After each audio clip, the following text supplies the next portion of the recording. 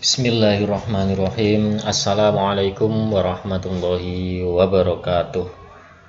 Baik, pada kesempatan kali ini saya akan menjelaskan tentang sejarah waktu sholat. Jadi selama ini kita sholat itu kan ditentukan waktunya. Kalau subuh ya pada saat matahari mulai terbit, pada saat matahari mulai menunjukkan sinarnya, walaupun belum terbit tapi matahari mulai menunjukkan sinarnya. Kemudian pada salat zuhur yaitu waktunya adalah pada saat matahari mulai tergelincir, mulai dari berada di atas kita, terus kemudian agak turun ke sebelah barat. Itu sejarahnya dari mana, awalnya dari mana, kok waktunya kok pas saat seperti itu. Ternyata saat-saat itu berkaitan dengan sejarah para nabi sebelum Nabi Muhammad Shallallahu Alaihi Wasallam. Waktunya seperti itu. Nah, yang pertama adalah waktu sholat subuh. Kenapa sholat subuh waktunya itu sebelum matahari terbit, pada saat matahari mulai menunjukkan sedikit sinarnya. Itu berkaitan dengan sejarah Nabi Adam alaihissalam yang waktu itu diturunkan dari surga, pertama kali berada di bumi. Ternyata Nabi Adam pertama di bumi waktunya adalah waktu malam. Nabi Adam alaihissalam kemudian merasa ketakutan, merasa kegelapan, akhirnya dia hanya sabar menunggu sambil ketakutan. Nah, tiba-tiba matahari mulai menunjukkan sinarnya, hari mulai melihatkan terangnya.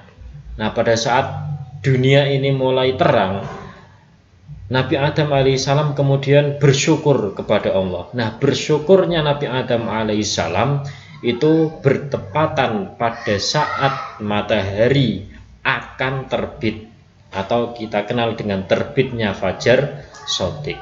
Nah, inilah yang menjadi patokan sejarah ditetapkannya waktu sholat subuh. Waktu sholat subuh itu penetapannya berawal dari sejarah Nabi Adam alaihissalam.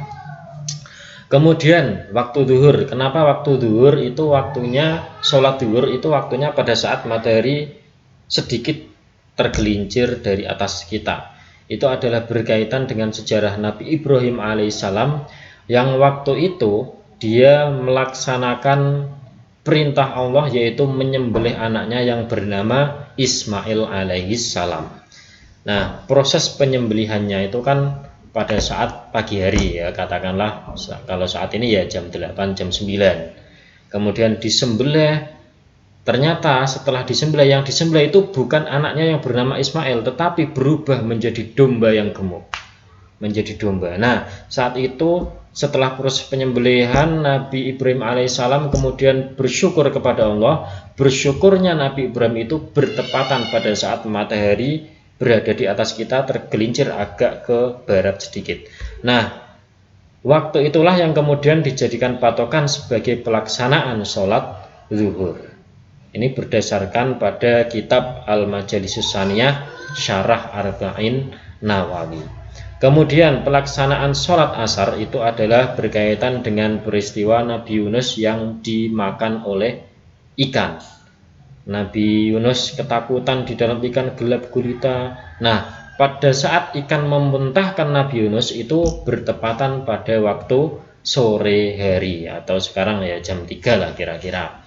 Kemudian Nabi Yunus langsung bersyukur pada waktu itu. Nah, bersyukurnya Nabi Yunus pada waktu itulah yang kemudian dijadikan patokan pelaksanaan sholat asar. Kemudian Nabi Isa itu adalah orang yang bersyukur pada waktu sholat maghrib, karena waktu itu Nabi Isa itu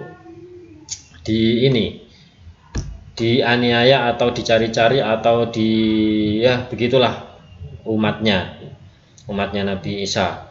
Nah, pada waktu itu Nabi Isa bersyukur karena dibebaskan dari ancaman umatnya pada waktu sholat maghrib. Kemudian yang terakhir, Nabi Musa itu dicari-cari oleh Fir'aun. Nabi Musa ketakutan bersama istrinya.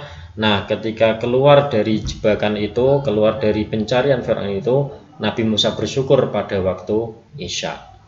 Nah, waktu Isya kemudian dijadikan patokan